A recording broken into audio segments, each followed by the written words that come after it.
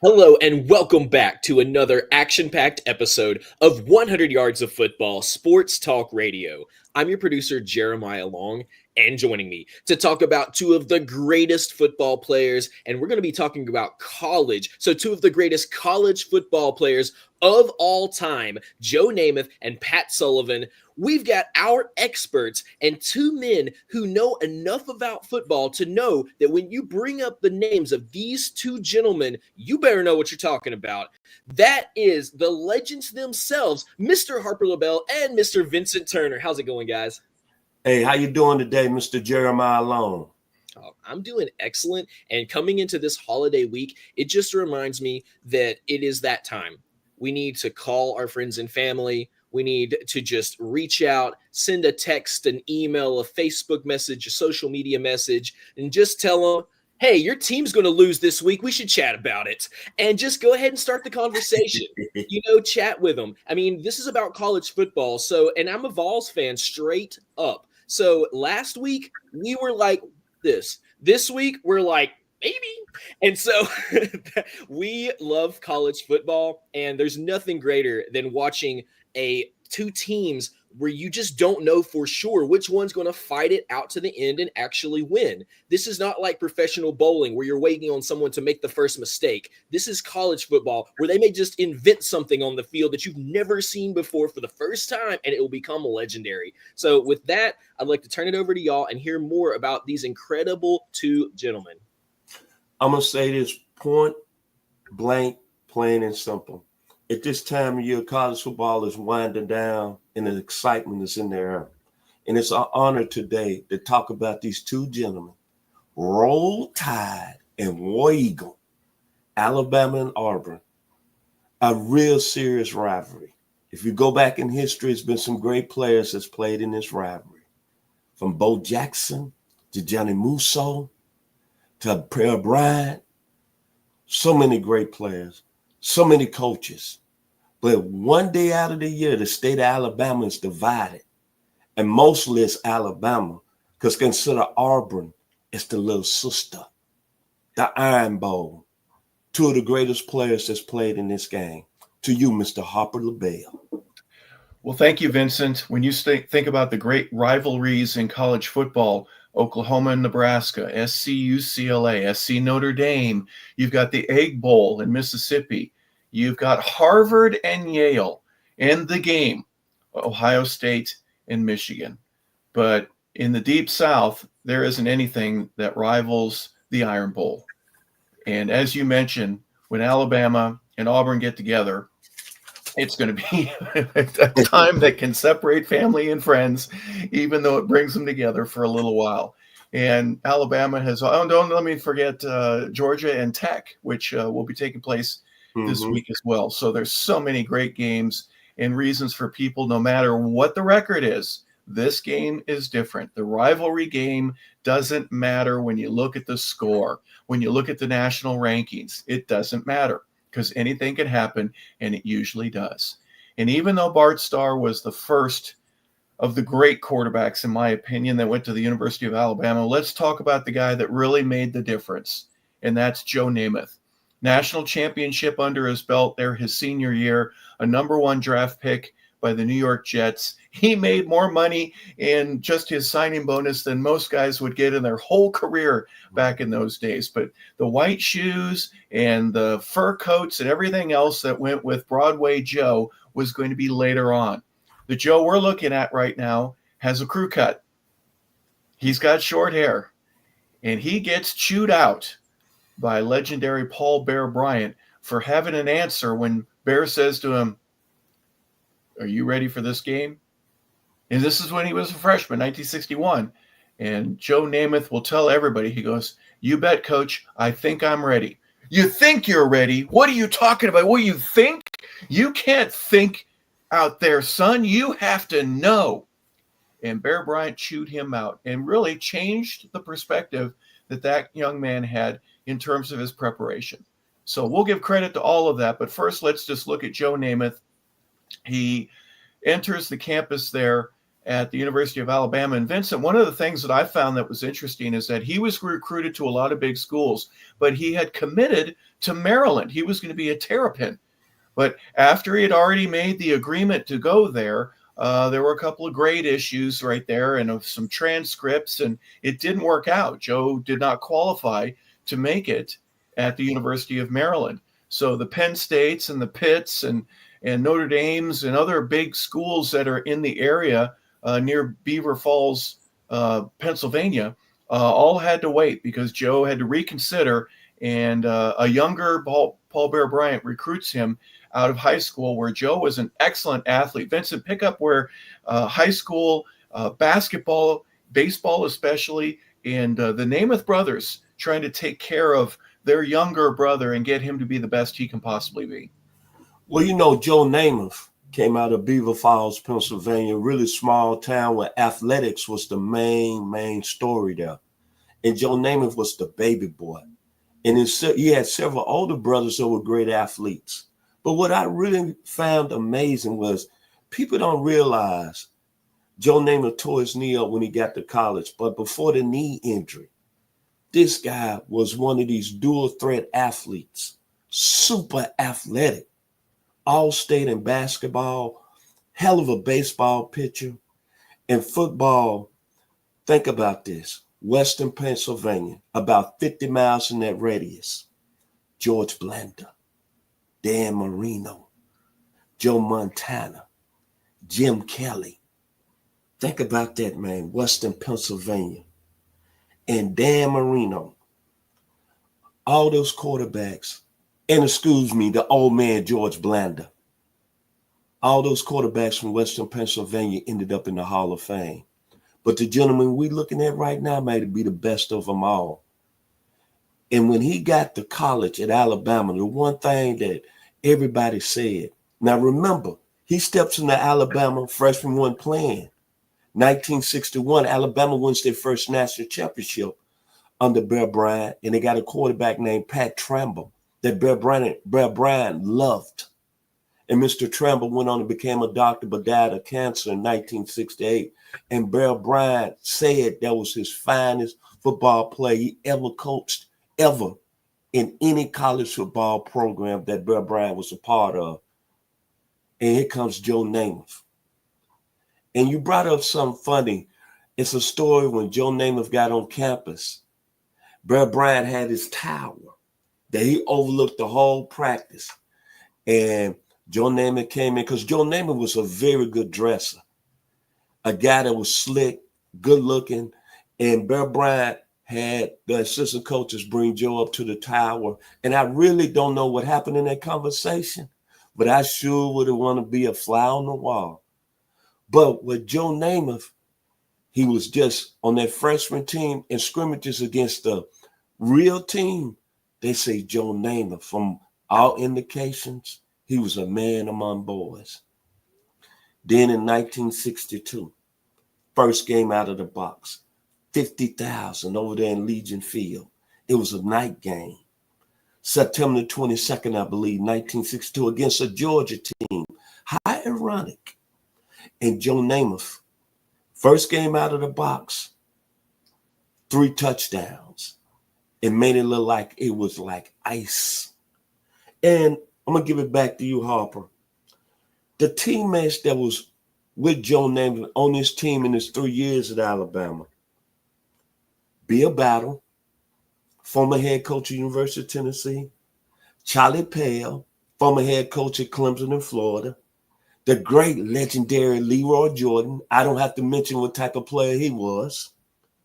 Paul Crane and Jackie Sherrill, formerly Texas A&M. Love to y'all today, the Aggies. And Richard Williamson, who became the head coach at Memphis State in the mid-70s and had some of the greatest players that went to the NFL. Keith Wright, Keith Butler, Keith Simpson, who I seen play, Eric Harris. All these guys were his teammates. And all of them put a stamp on it. This was before Joe Namath had his serious knee injury in 1964. If Joe Namath would have not had that knee injury and he had a suspension his junior year, it's no question he would have been the greatest player that ever touched the field in college football. Back to you, Harper. Yeah, you mentioned some great names there, and there are many others that you haven't mentioned, but what a roster. During the 3 or 4 years, there's who's who amongst not only college, but NFL caliber players and coaches. So Joe was surrounded with talent in a way that was quite a blessing to the young man. You mentioned that 62 team. They were 10-1. They were 6-1 in the conference. How about that? 6-1 in the conference, and they don't win it. Ole Miss at 10-0 ends up being the conference champion. You mentioned the start against Georgia. They win that game 35-0. And if you look at the thing that just fascinated me about Alabama that year is they gave up a total of 39 points. That's it. 39 points in the whole season. Are you kidding me? They end up going to the Orange Bowl after their last game against Auburn. They accepted an invitation to go to Miami. They beat Oklahoma 17-0. And I'm just thinking there are teams like I just got back from the Georgia State game at Texas State, and the final was 52-44. And they gave up more points in one game than Alabama did in the entire year in an SEC schedule. You got to be kidding me.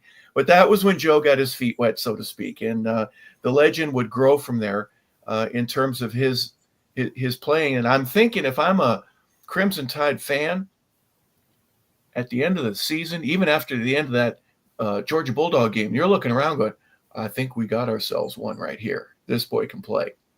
And he was a runner. He was athletic. You mentioned in high school, he was a basketball player. He's one of the few guys in the legendary years of the beginning of dunking that Joe would dunk in practice and in games all the time. He played on a predominantly black team. He was the only white starter on that team. And so his athleticism and being able to run and do things that other folks weren't able to do, and the encouragement of his brothers, he'd go home and he'd have a great game, and his brothers would say, is that it? That's all you did is threw for 3 touchdowns? Dude, you should have had 5 against those guys. And he would get him to rethink how good he needed to be. John Madden put it this way.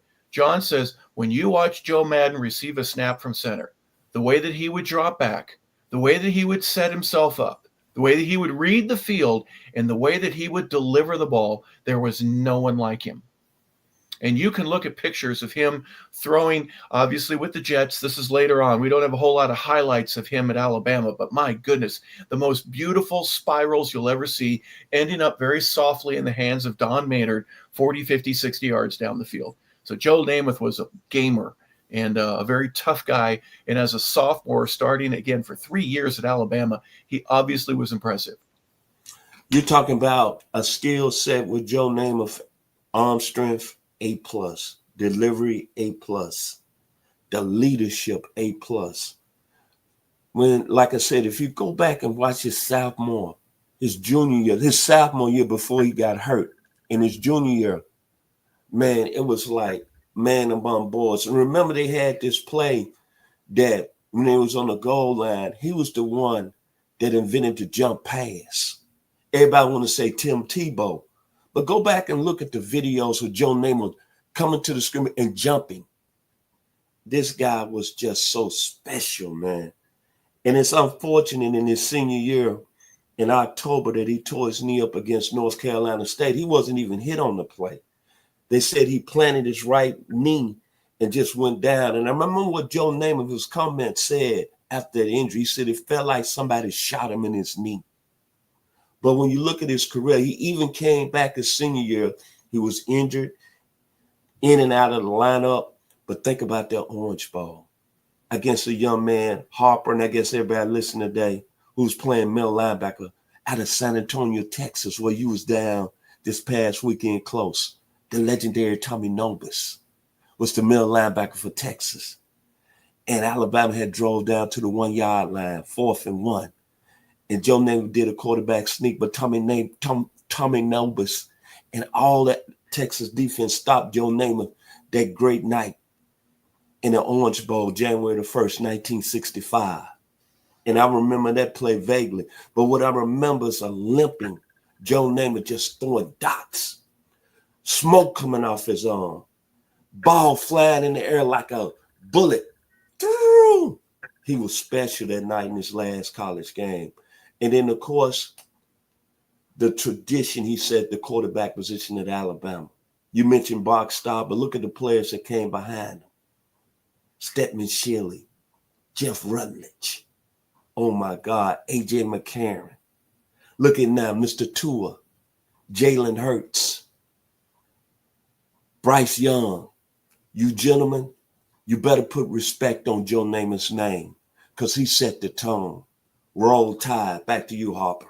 And don't forget the skinny little left-hander named Ken Stabler, who came right after him as well. Let's look at his junior year.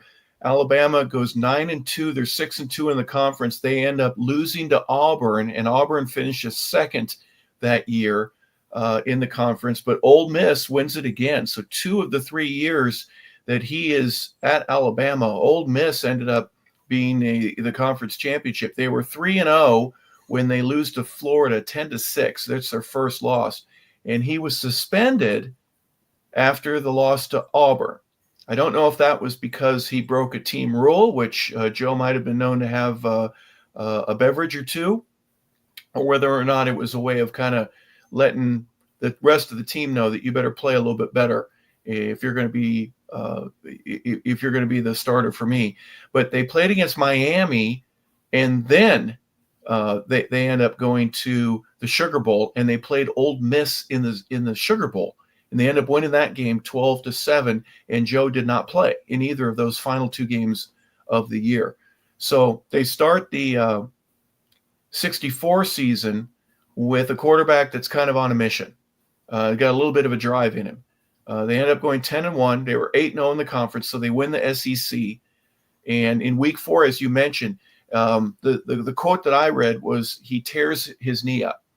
And you mentioned that he had it was like he was shot. There was a pop.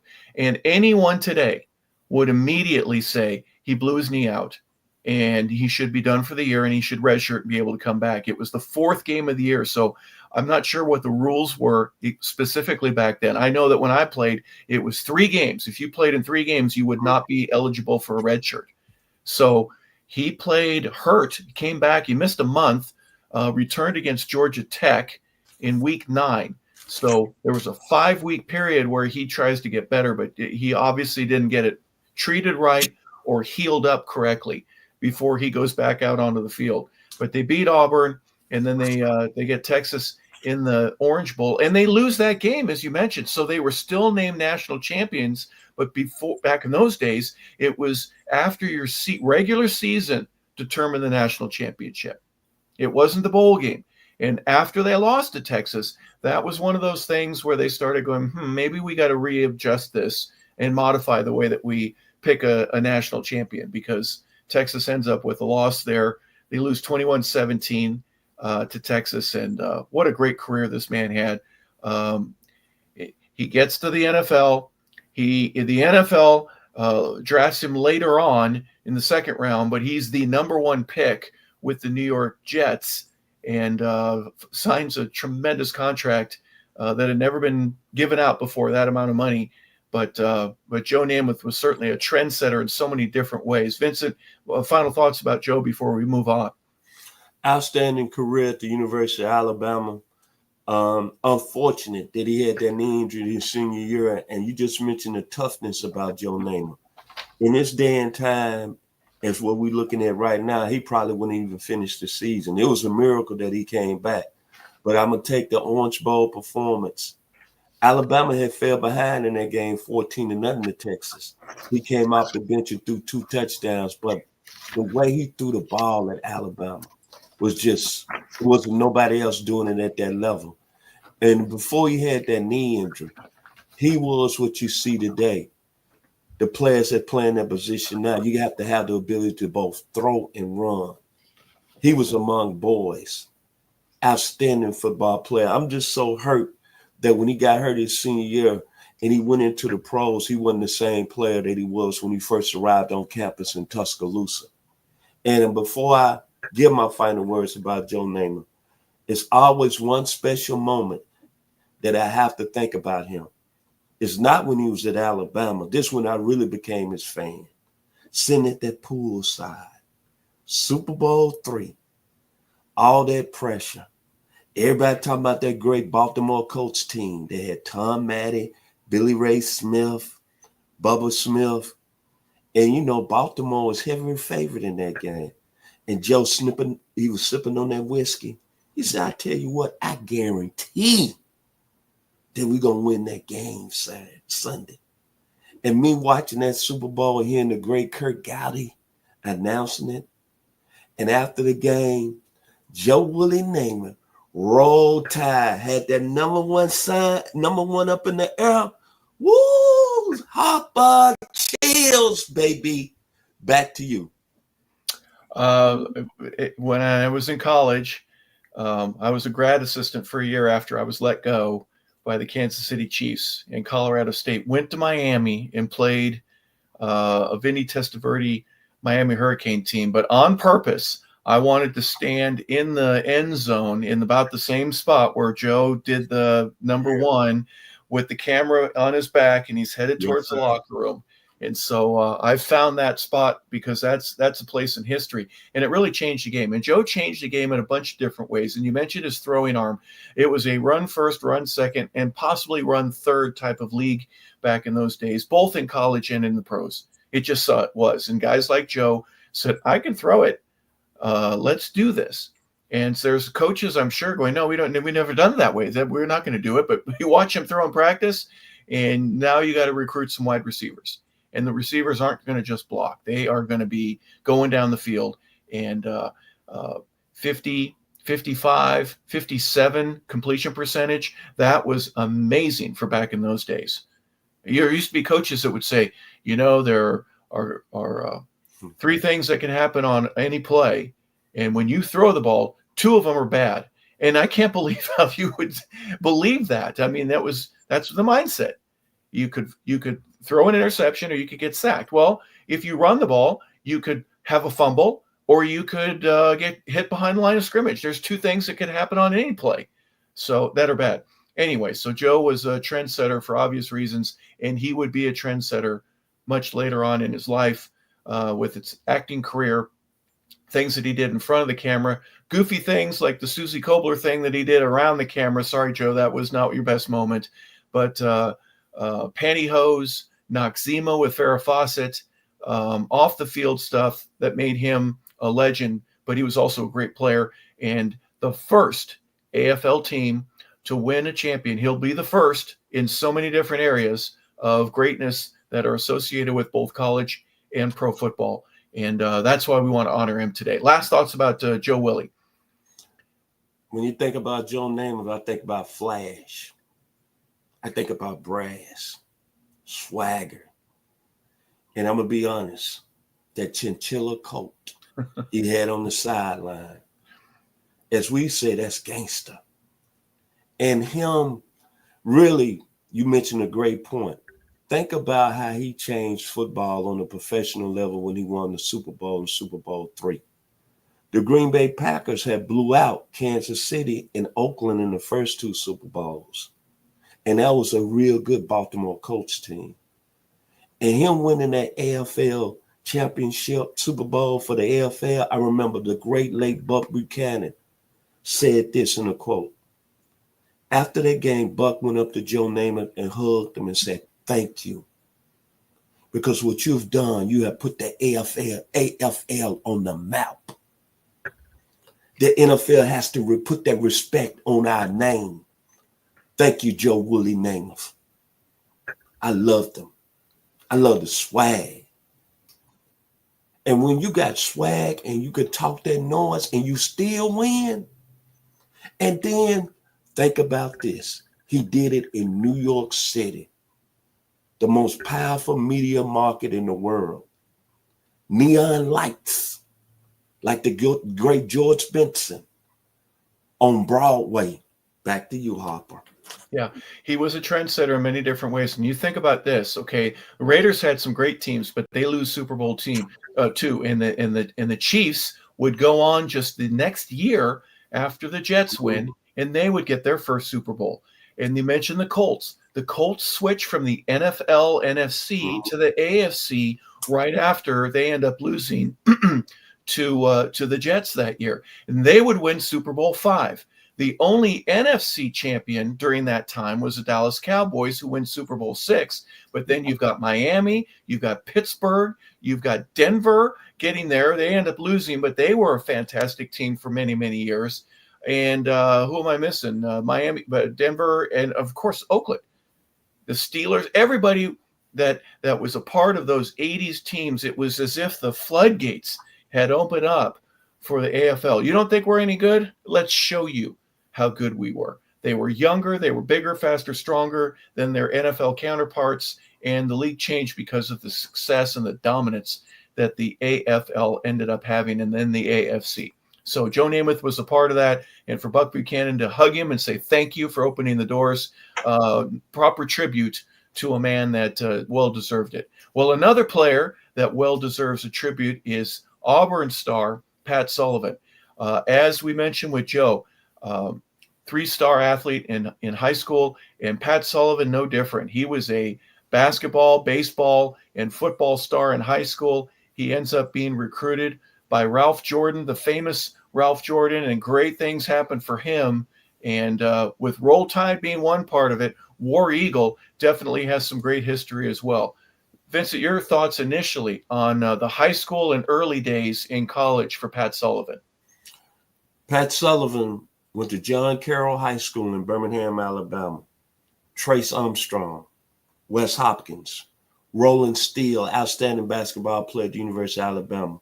He set the tone for that high school and all the great athletes that came out of high school in Birmingham. But what I remember about Pat Sullivan is the 1971 season, probably one of the greatest seasons in college football history. And he won the Heisman that year. And you think about the players, first of all, that he beat out to be named the best player in the country.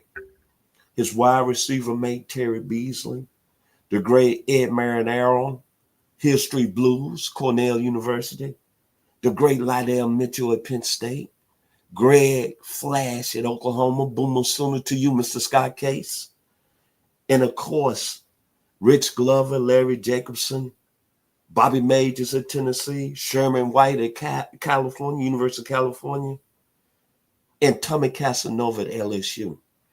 That was a special year in college football. And I remember Auburn was on a great ride. They went 8-0, won their first 8 games. They were ranked number 5 in the country. A lot of people was talking about that they was going to be eventually playing for the national championship if they could get by Alabama. We know what happened in that game. Johnny Musso and the Tide beat Auburn 31-7. But the game that sticks out for me that year was Mr. Pat Sullivan. And this game put the Auburn football team on the map because Auburn only had one national championship in their school history, 1957 with the great Mr. Zeke Smith. November 13th, 1971. They playing a real good undefeated Georgia team led by Andy Johnson, who had a great career with the the New England Patriots. And then it's 21-20, fourth quarter.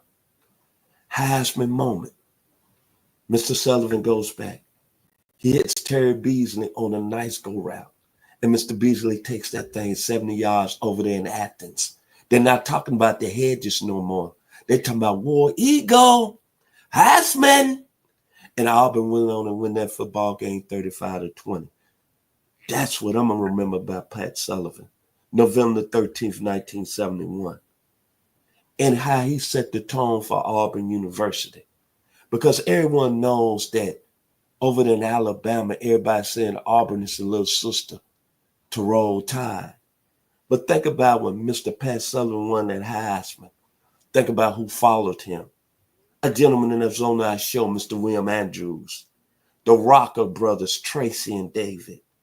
The Keogh Spikes. Carlos Dansby. Kurt Crane.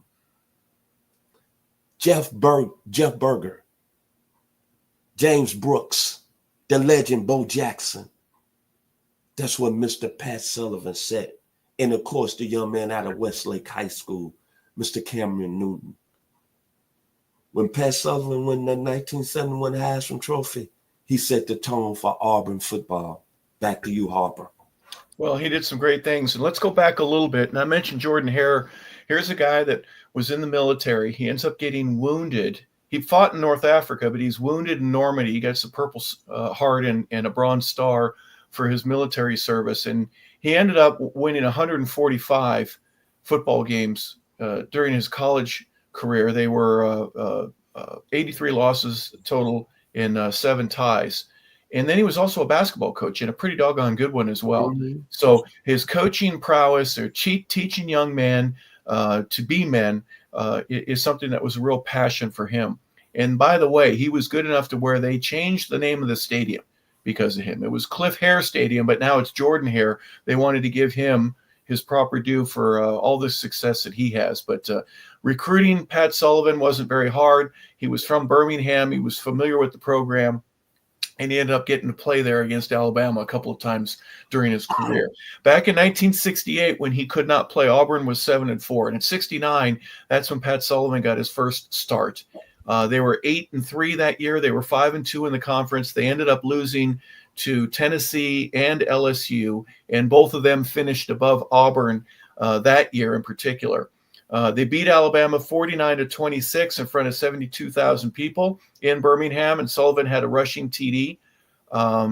He was 123 for 257 in terms of throwing, 1,600 yards as a sophomore. He had 16 touchdowns, 16 interceptions. Terry Beasley was the leading receiver. He had 6 touchdowns for that team, and they ended up losing to Houston. The final score was 36-7. On December 31st of that year in the Astro Blue Bowl in Houston. His sophomore year, 1970, Auburn goes 9-2. But both of their losses, they lose to LSU, who ends up winning the SEC. They beat Tennessee, but they lost to Georgia earlier in the year. They went to the Gator Bowl, and he played against a guy that we've talked about before back in those days. 35-28 was the final against Ole Miss. And a guy named Archie Manning, Vincent, was the quarterback for Ole Miss back in those days. Remember, before you move on, Harper, Archie played in that game with a cast on his, I believe, left arm in that game. I remember that game. It was a very competitive football game, and it was just 2 great players on the field. But we got to talk about Archie Manning in another show. Outstanding football player. Yep. Difference maker, and Ole Miss was fantastic. Well, the Iron Bowl that year, after they beat Tennessee, they beat Florida 68-0, did Auburn, and the most one-sided victory and score differential in the school's history between the two of them. He had 366 yards passing and 4 touchdowns, did Pat Sullivan. But then they play Alabama at Legion Field, and they were losing 17-0 in the first quarter. At the half, it was 17-10. Auburn gets the ball in the third quarter, and they score to tie it at 17. Then the Tigers go ahead 27-20. And Alabama scores, and they go for 2 and get it. So now it's 28-27 in the fourth quarter. There's 3 minutes and 58 seconds, and Wallace Clark ends up scoring a touchdown. They go ahead. They go for 2, and they don't get it. The 2-point conversion, there was a penalty on the play. They had to redo it, and Pat Sullivan throws an interception on the 2-point conversion after that. But the final score ends up being 33-28 in one of the great Auburn victories against Alabama that year. And he goes into his senior year. They've got spring ball and everything. And you mentioned the 71 season. Auburn ends up going 9-2. They were 5-1 in the conference.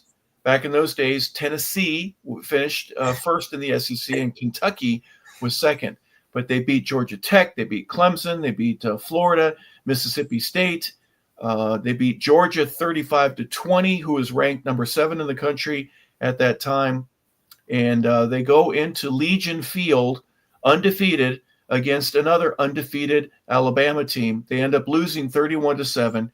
They accept an invitation to the Sugar Bowl that year in Tulane Stadium, and they lose to Oklahoma 40-22, and they were in front of 84,000 people in Tulane Stadium. But he still wins the Heisman Trophy. They didn't get a national championship while he was there, but he was obviously the best player on the field for the whole college NCAA season. So congratulations to him. You mentioned Terry Beasley a little bit earlier, as did I. He ends up being a number 1 draft pick by the San Francisco 49ers, and the Atlanta Falcons, of all teams, end up picking Pat Sullivan second. And there's a gentleman named Dick Smoltz. I don't know much about him, but he was a 17th round pick by the Minnesota Vikings. So a great season that Auburn has that year. A national championship eludes them, but they certainly earned the respect of many, many others in the SEC during the 3 years that Pat Sullivan was there. And he culminates that with numerous awards and victories. But the Heisman Trophy, as being the best player in the NCAA, was one of the fruits of victory that he was able to reap. 1971 was a special season in college football, and I'm not mad at Pat Sullivan for losing his final 2 games of his college career. He lost to a very good Alabama team that had Johnny Musso, John Mitchell, unbelievable team that went on and played in the Orange Bowl and played with some people saying arguably the greatest college football team ever. Glover, Jerry Taggart, Johnny Rogers. Excuse me. Yes. I'm not Nebraska, Oklahoma, who had lost in Nebraska. Let me get my memory right. Don't be mad at him losing his final game against Oklahoma. Jack Mildred, Greg Pruitt, Leon Crosswhite, Al Chandler. That was a very outstanding Oklahoma football team that lost to arguably the greatest college football team of all time in Nebraska. But what Pat Sullivan done, when you think about Auburn football, and even now people bring up Cam Newton, they might bring up Takeo Spikes. They might even bring up William Andrews and Joe Cribbs. But the one thing that you have to remember about War Eagle, the guy that got it started was Pat Sullivan. That 1971 season was special. And he left Auburn, at that time, the greatest football player that ever played in Auburn football history. And we got the Iron Bowl coming up this weekend. So all you Alabama fans and all you Auburn fans, when y'all go through that stadium down in Tuscaloosa, remember one thing. There's people who came before you that set the tone and they set the foundation. One is from Beaver Falls, Pennsylvania, over there with you, Roll Tide, and his name is Joe Wooly Namath. And the other one, to you, the fans at Auburn University, War Eagle, he's out of John Carroll High School, Birmingham, Alabama. His name is Patrick Sullivan. Think about that before y'all go through the doors this weekend. Iron Bowl, when the Alabama plays Auburn. Back to you, Harper. Yeah, there are some amazing players that set the tone, and the respect due to many of them because of what they accomplished through their blood, sweat, and tears, and paving the way for others to make it easier. The great success that both sides have had. What a fantastic game, and a great part of our post-Thanksgiving celebration is. And with a full belly, you got to get ready to go to a game the next day or on Saturday. So it's a lot of fun. Real quick about Pat Sullivan, if you don't mind me saying, during his career at Auburn, we're 26-7 overall. 1970, he threw for 2,856 yards, which was unheard of back then. He led the nation with 8.5 yards per play. In 71, he had a 57% completion rate. He threw for over 2,000 yards. He had 20 touchdowns. He narrowly beats Ed Marinaro from Syracuse as the Heisman Trophy candidate that ends up winning the trophy. He was an academic All-American. He graduated with a degree, a business science degree in business administration. In his career, he threw for over 6,200 yards. He had 54 throwing touchdowns, 18 rushing touchdowns. He was invited to the Senior Bowl, and during that game, he ended up leading the South to a victory. He was the MVP of that game. Some of the accolades: Walter Camp Trophy, Sammy Baugh Trophy, Sporting News Player of the Year in 1971. The Chick Harley Award in 71. He was a unanimous All-American that year. He was the SEC Player of the Year in 1970. 2 times during his career, he was All SEC First Team, and his number 7 was retired by the Auburn Tigers, and he is in the College Football Hall of Fame. So remember these guys and what they've done. You may see their number on the Ring of Honor at certain stadiums, but we want to give you a little bit of a idea of who they are and what they were able to accomplish. So it's a little more meaningful when you attend. And Vincent, I don't know if you're going to be wearing these colors right here on Friday, or if you're going to wear these colors right here. Okay, Roll Tide and War Eagle. But I wore gray on purpose so that I wouldn't get yelled at by either side. I'm rooting for the best game possible, and we hope that everybody enjoys this weekend. But looking back at the legend. So, Vincent, final thoughts. Well, you know, I got my red on today, and Alabama's really reeling from what happened this past Saturday. I'm going to let you bring it up in our college football Super 7. So I thought about this. I said, hey, I love Kalen DeBoer down there as the head coach. So my final words, you got the Iron Bowl. I'm not going to bring up 1972 punt, run, block, whatever it was. I'm not going to throw that at the Alabama people, David Langler and Bob Newton. But I'm going to roll Tide today. So I'm going to end it like this. Roll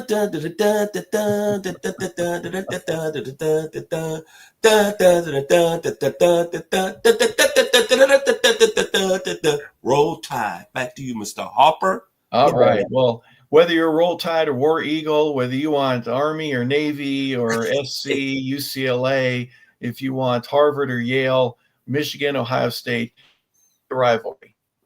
So glad that Texas and A&M are going to be playing each other again. Before we know it, we've got to get Oklahoma and Nebraska doing the same thing, because that's the way, Vincent, you and I were brought up, and college football is so much better because of that. In the meanwhile, we were taking a look at us, legends of the past. And with this being the Iron Bowl, what a great feat. Mean able to talk about Joe Namath and Pat Sullivan. I know, Vincent, it does for you as well. So we want to thank everybody for tuning in today to our college legend here on Words of Football. We appreciate you being a part of the program with us. Thank you so very much for being a part of it. And we want to say have a great day, everybody. So for Jerry, our host, I'm Harper LeBel. We'll talk to you soon.